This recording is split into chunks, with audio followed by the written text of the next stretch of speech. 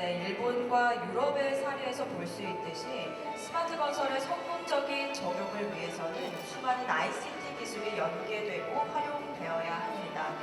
이를 위해서는 건설 현장의 데이터가 가장 중요한 요소일 텐데요.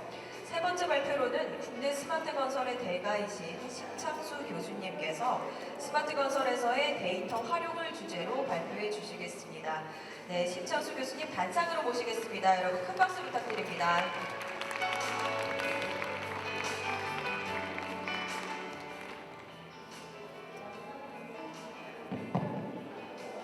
네, 반갑습니다. 중앙대 심창수 교수입니다. 제가 이 발표를 부탁받고 나서 보통은 프리팹이나 OSC에 대해서 말씀을 드리는데 오늘은 이제 데이터에 대해서 말씀을 드리려고 합니다. 그리고 참고로 제가 지금 강의해야 되는 시간이거든요, 학교에서. 그래서 제가 학부생을 다 불렀습니다. 제 수업 시간에 들어오라고. 딱 맞춰서 왔네요.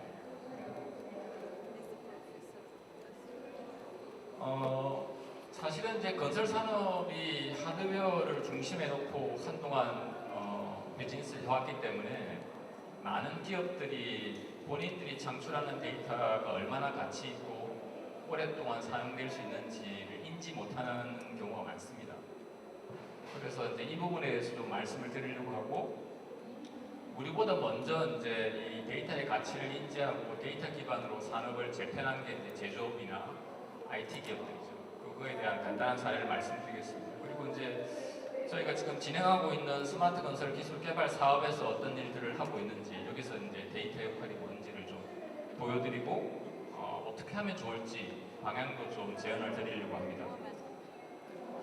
우리가 이제 쉽게 이런 얘기를 하죠. 뭐 빅데이터에서 모든 게 다 되는 것처럼 얘기하던 시대가 있었고, 지금은 데이터는 절대로 공짜가 아니다.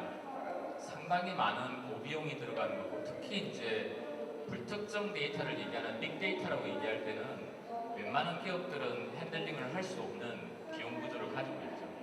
그러면 이제 이게 좀 정제된 형태로 인포메이션 단계 정도 수준에서는 데이터가 수집되고 흘러가줘야 되는데 이게 쉽지가 않은 거죠. 약속이 필요합니다. 특히 이제 좀 전에 이제 발표를 들으신 것처럼 건설의 단계별로 사업의 주체가 다르고, 이 주체들이 자기만의 노하우나 생산 정보를 다음 단계로 넘기는 걸 꺼려하는 부분이 있기 때문에 뭔가 약속이 필요한 거죠. 이유가 필요하고, 그리고 마지막에 이제 날리지가 있는데, 날리지는 어쨌든 간에 엔지니어가 이 데이터와 정보를 가지고 판단을 내리고 그 판단이 제대로 됐는지를 피드백을 다시 해야 쌓이는 거죠. 그래서 날리지가 제일 이제 가치가 높은 겁니다. 지금 여러분들 중에 이제 GPT 쓰시는 분이 많겠지만 GPT한테 굉장히 전문적인 질문을 하면 답이 잘 안 나와요. 왜냐하면 GPT가 학습한 데이터에는 전문 지식이 별로 없습니다. 그래서 지금 오픈 AI가 제일 많이 노력하는 것은 전문가들의 데이터를 어떻게 확보할 건가. 그래서 잘 아시는 엘스비어나 스프링크 같은 글로벌 그 학술지 기업들과 데이터를 공유하려고 굉장히 많은 노력을 합니다. 그런 부분들을 이제 인지를 해야 되는 거고요. 그래서 데이터는 프리가 아니고 데이터를 가공하고 축적하고 활용하는 데는 굉장히 많은 비용이 든다라는 거고, 그러면 이렇게 이제 데이터 기반으로 일을 하게 되면 어떤 점이 좋아지는가? 아래 그래프에서 이제 맥킨지의 보고서를 보시면 옛날 방식과 지금 방식에서 당연히 이제 소요되는 비용이 절감될 거다라는 거는 그 가운데 노란 박스로 되어 있는 이게 전제 조건 같은 거예요. 일하는 방식이 이 데이터 기반이어야 되고 실시간 협업이 돼야 되고 이런 형태로 가줘야지 우리가 얘기하는 건설 사업에서 공기도 단축하고 비용도 줄일 수 있습니다.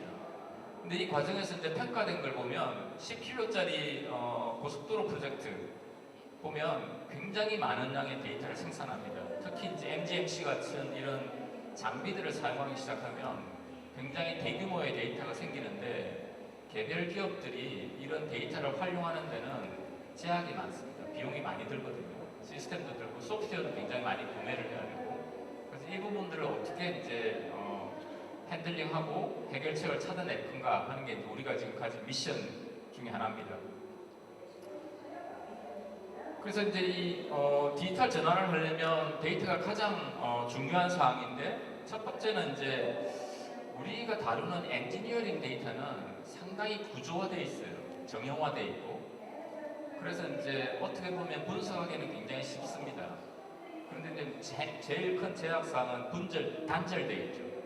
사업 주체별로, 단계별로, 시간별로, 그리고 굉장히 다양한 포맷을 쓰기 때문에 요즘 이제 소프트웨어 기반으로 대부분 일을 하기 때문에 이 부분도 이제 가장 큰 제약사항 중에 하나고, 그리고 이제 제일 아쉬운 부분은 현장에서 굉장히 많은 데이터를 생산하고 매일매일 생산하는데 그 데이터들이 어느 순간 사라진다는 거예요. 사라지기 때문에 그걸 다시 복구할 수는 없는 거, 이게 문제고, 기업 입장이나 이제 개별 엔지니어 입장에서 봐서도 한 번 수행한 비슷한 프로젝트에서 얻은 데이터나 정보나 난리지를 그 다음 사업에 썼으면 좋겠는데 정리해주는 사람이 없거든요. 그래서 이제 그런 부분들이 좀 어려운 점이고, 당연히 이제 데이터를 유통하거나 모으거나 이렇게 할 때 저항이 있습니다. 데이터가 투명하게 오픈되는 것을 굉장히 꺼려하는 주체들이 생기거든요. 아까도 이제 잠깐 나온 얘기지만 2D 기반으로 일할 때하고 3D 기반으로 일할 때 좋으냐, 3차원 기반으로 하다 보면 안 보이던 문제가 보이거든요. 그러면 이제 그게 다른 또 질문을 야기하기 때문에 어려움이 좀 생길 수가 있습니다. 그리고 이제 이게 대부분 다 이제 실시간으로 많이 수집되기도 하고, 요즘 이제 센서도 많이 쓰고 CCTV나 이런 데이터들이 있기 때문에 굉장히 많은 양의 데이터를 가져야 되는데, 저희 이제 지금 진행하고 있는 스마트 건설 기술 사업 같은 경우에는 이걸 모으자, 데이터 레이크에, 이런 이제 시도가 있는 거죠. 근데 굉장히 양도 많고 어떻게 핸들링 해야 될지도 상당히 난관을 가지고 있는 그런 이제 미션이라고 볼 수가 있습니다. 그러면 다른 이제 제조업 같은 사업에서는 이걸 어떻게 보냐? 제가 좀 찾아보니까 데이터를 핵심 자산으로 생각을 해라. 우리가 예를 들면 교량을 건설해서 교량이라는 건설이 끝나면 우리 비즈니스가 끝난 게 아니고 그 과정에서 취득되는 데이터가 굉장히 장기적으로 기업 가치를 높여주는 거다. 이런 관점이고요. 그리고 이제 이게 협업이나 이제 코디네이션을 위해서 데이터를 정형화해야 된다. 기업 내부에서도 마찬가지입니다. 제가 이제 전문 기업들하고 일을 하다 보니까 설계팀이 있고 제작팀이 있고 가설팀이 있는데, 이 설계, 제작, 가설팀이 동일한 형태의 데이터로 협업을 잘 안 해요. 그래서 문제가 많이 생깁니다. 보이지 않는 손실이 많은 거죠. 그리고 이제 대부분의 경우 이제 지금 엔지니어들이 뭐 BIM을 한다든지 아니면 MGMC를 한다든지 심지어 머신러닝을 써라 이러면 일단 부담이 되죠. 이건 내가 이 일을 하면, 아니면 내가 가진 경험 데이터를 다 내놓으면 나는 집에 가고 나 대신에 AI가 컴퓨터에서 일을 하지 않을까, 이런 두려움이 있는 거죠. 근데 어차피 우리는 같이 일을 해야 되는 상황입니다. 그리고 대부분 많은 기업들이 어디서부터 스마트 기술을 쓸지, 어느 단계에서 BIM을 활용하는 게 좋은지 이런 고민을 많이 하는데, 당연히 ROI가 가장 높은 그런 영역을 찾아야 됩니다. 그래서 제가 이제 하드웨어를 다룬 기업은 1년 그 매출 중에서 리소스 차원에서 가장 많은 비용을 소모하는 단계에 집중해서 하시라 라고 합니다. 웨이스트가 가장 크거나 아니면 딜레이가 제일 많이 생기거나 리스크가 가장 큰 공정 위주로 하자고 말씀을 드리고 있고요. 아직 이제 우리나라는 이 건설 사업에서 시큐리티 문제나 이 지속 가능성 문제는 조금 관심을 덜 받고 있습니다. 근데 가면 갈수록 이 부분이 관심도가 높아지는 그런 이제 상황이 될 거라고 예상을 하고 있고요. 재미있는 거는 이제 독일에서 인더스트리 4.0을 주장하다가 최근에 이제 인더스트리 5.0으로 옮겨갔거든요. 그 이유가 뭐냐면 데이터의 종속성이나 아니면 데이터 주권을 못 지키기 때문에 기업이 가진 그 경쟁력, 생산에 대한 경쟁력을 계속 잃고 있는 거죠. 그래서 사람 중심으로 모든 프로세스의 키를 사람으로 놓고 다시 이제 산업을 보자 하는 이런 이제 인더스트리 5.0 개념을 쓰고 있고, 제가 보고 있는 미국을 제외한 대부분의 나라들은 이 전략으로 바꿔야 될 것 같습니다. 사람이 중심이 되어야지 우리 기술을 지킬 수가 있습니다. 얼마 전에 이제 국내 가이아 X라고 유럽에서 이제 이 데이터 플랫폼, 그러니까 데이터의 인프라 플랫폼이죠. 그걸 이제 서비스하는 쪽에서 과기부하고 협력하는 일을 국내에서 시작을 했어요. 여기서 보니까 이제 내세운 문제가 데이터 주권의 문제인데 주로 이제 유럽이 강하게 제기하는 문제고 구글이나 애플이나 이런 기업들을 이제 규제하기 시작한 이유 중에 하나입니다. 왜냐하면 우리가 생산하는 모든 데이터를 가져가거든요. 모든 데이터를 가져가고 그걸 다시 팔아요. 비즈니스 모델로. 그렇기 때문에 문제인데 여기 보면 이제 데이터 축적이나 처리에 굉장히 비용이 많이 든다. 그리고 데이터를 공유하게 하는데 동기부여가 필요하다.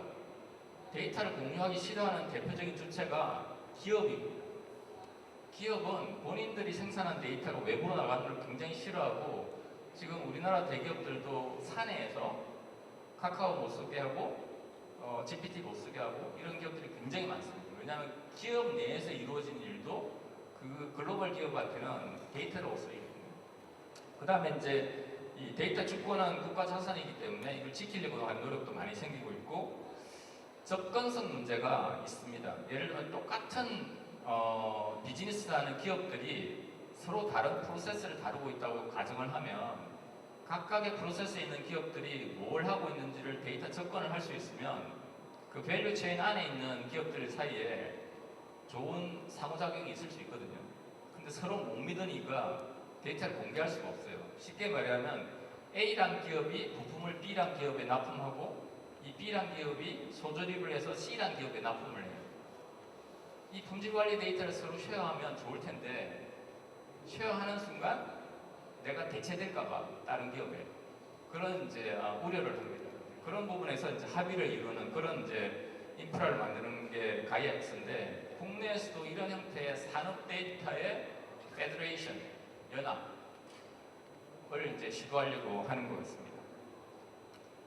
그래서 이제 우리 스마트 건설에서는 어떤 상황이냐를 말씀드리고 싶은데 아까도 이제 들으셨겠지만 우리는 지금 당장 보면 이제 굉장히 협업 수준이 낮은 조직 내에서나 아니면 기업 내에서 단위 프로세스 내에서 주로 콜라보레이션이 이루어지고 있는 거고 3차원을 하더라도 이게 이제 몇 개 기업이 공유하는 3차원 모델 데이터냐에 따라서 콜라보레이션의 수준이 서로 다른 거죠.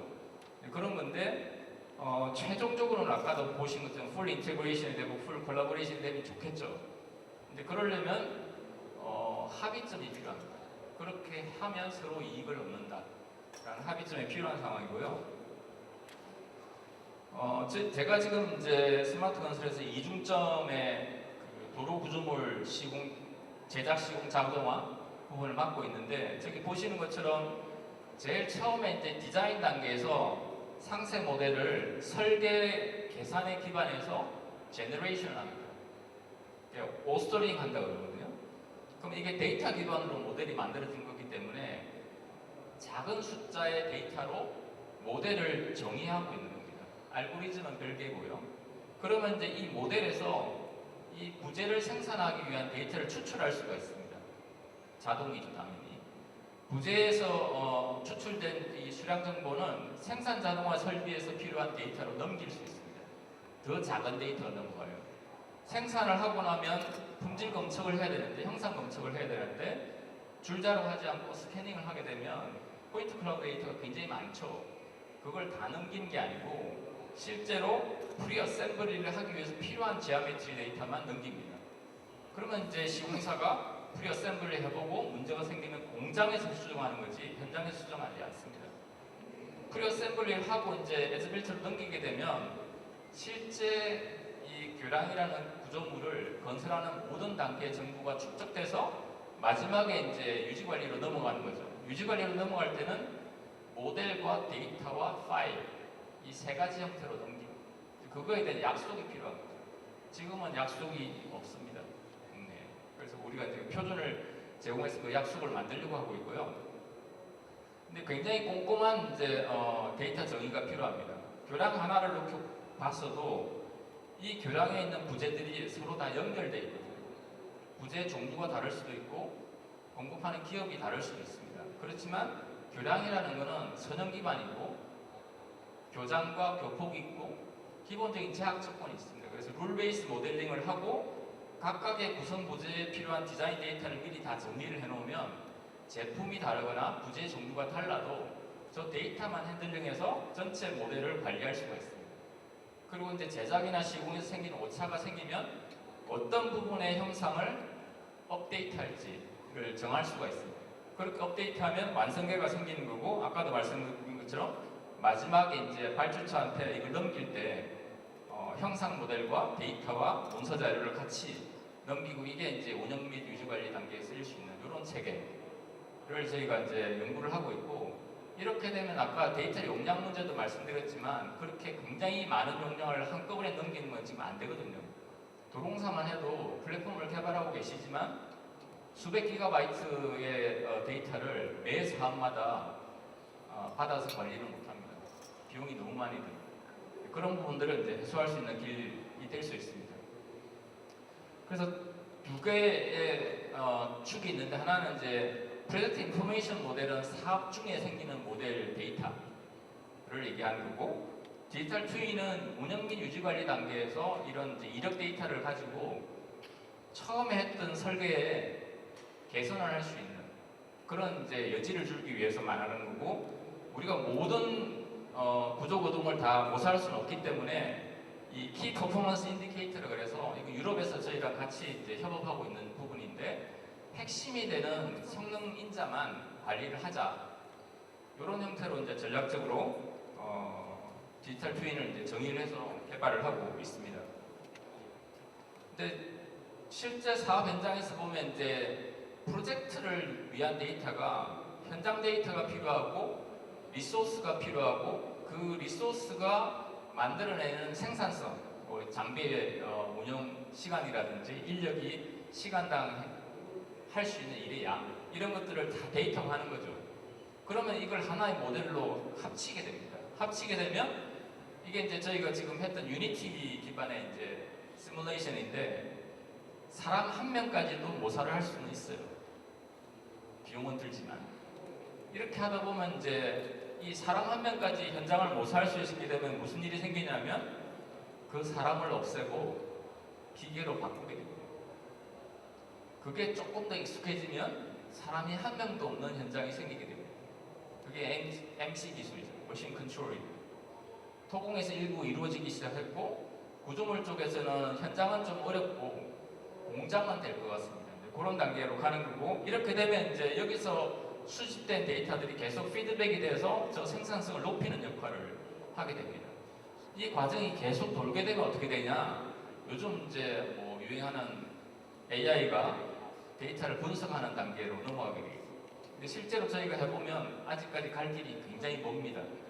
AI가 우리가 의미 있는 데이터를 받아서 분석해서 의사결정을 도와줄 때까지 가려면 상당히 많은 양의 데이터가 필요하게 될 건데, 부분적으로는 활용이 이미 뭐 안전 분야나 품질 관리 분야에서는 진행되고 있다고 보시면 되겠습니다. 혹시 이게 영상이 될까요? 계속 안 되네. 네. 제가 보여드리고 싶은 거는 이게 하나는 3차원 PDF 파일이고, 하나는 이제 모바일 기반의 엑사일인데, 여기 저기 스마트 건설 부스에 가면 핸드폰으로 여러분들이 체험하실 수 있어요. 디지털 전환을 하면서 우리가 고민하는 건 뭐냐면, 현장에서 일하는 노무자한테 BIM을 어떻게 보여줄 거냐고. 모든 인력이 손에 들고 있는 게 핸드폰이잖아요, 모바일. 그래서 한쪽은 저 철근 배근을 3차원 그 PDF 파일 안에서 배근 순서를 보여줄 수 있습니다. 배근 순서를 그냥 보여줘요. 배근도를 보여주는 게 아니고. 그다음 이거는 핸드폰을 요 도면 위에 올리면 3차원 모델이 핸드폰이 바로 뜹니다. 그러니까 뭐 개별 인력들이 BIM 소프트웨어를 살 수도 없고, 그거에 적합한 컴퓨터를 구매한다는 건 말도 안 되고, 현장에서 먼지 날리는데 거기서 언제 컴퓨터를 켜가지고 보겠습니까? 그죠? 그냥 핸드폰으로 봐야죠. 그런 식의 굉장히 심플한 형태의 기술이 필요하다라는 겁니다. 그 다음에 이제 대부분의 이런 기술들이 공유 가능해야 됩니다. 가능하면 데이터 드리븐이어야 되고, 플랫폼 기반으로 서비스들이 공유될 수 있으면 비용 효율성도 높아지고 기술의 파급 효과도 좀 커집니다. 그리고 이 참여들한테 오픈 가능해야 돼요. 참여들한테 모든 걸 다 오픈할 수는 없기 때문에 선택적으로 오픈해야 돼요. 그런 게 이제 지금 현황이고요. 대부분의 이제 우리가 갖고 있는 데이터가 정형 데이터도 있고 비정형도 있고 그다음에 이게 이제 축적되는 단계 자체가 반자동도 있고 자동도 있는데 이 단계에서 수준을 계속 높여가면서 데이터가 흘러가는 데이터 파이프라인을 건설 산업에서 계속 만들어야 되겠다 이런 이제 생각이고요. 그래서 이제 이 데이터를 어떻게 할 거냐 건설 산업에서 처음에 이제 국내 빔을 도입할 때부터 나온 고민 중에 하나인데 데이터 가치가 높은 활용 능력부터 했으면 좋겠다라는 게 이제 첫 번째고 그 다음에 이제 이 축적된 데이터를 가지고 바로 제공할 수 있는 서비스가 뭔지를 고민을 해야 된다. 서비스가 없는 데이터 축적은 의미가 없습니다. 그 다음에 이제 아까 페더레이션 얘기를 들었는데 기업 간에 연합할 수 있는 전략이 좀 필요합니다. 연합할 데이터. 연합은 뭐냐면 데이터를 공유하지는 않습니다. 데이터를 가공한 부분만 공유를 하는 것으로. 페더레이티드 AI도 있고 이런데요. 그리고 이제 마지막에 있는 게 이제 이 새로운 서플라이 체인 이런 이제 기반의 새로운 사업 서비스가 좀 필요한 거죠. 그래서 작년부터 저희가 정부를 대상으로 계속 설득하고 있는 부분이 이겁니다. 전생애 주기 데이터 파이프라인을 구축하게 해달라. 하면 될 것 같죠? 근데 이게 왜 안 되느냐? 우리가 하는 기간 산업의 대부분의 데이터의 소유권을 발주처나 국가가 가지고 있습니다. 데이터를 생산하는 것은 민간 기업인데 데이터의 최종 소유권은 발주처나 국가가 있기 때문에 완성된 데이터를 민간이 다시 활용하는 데 제약이 있어요.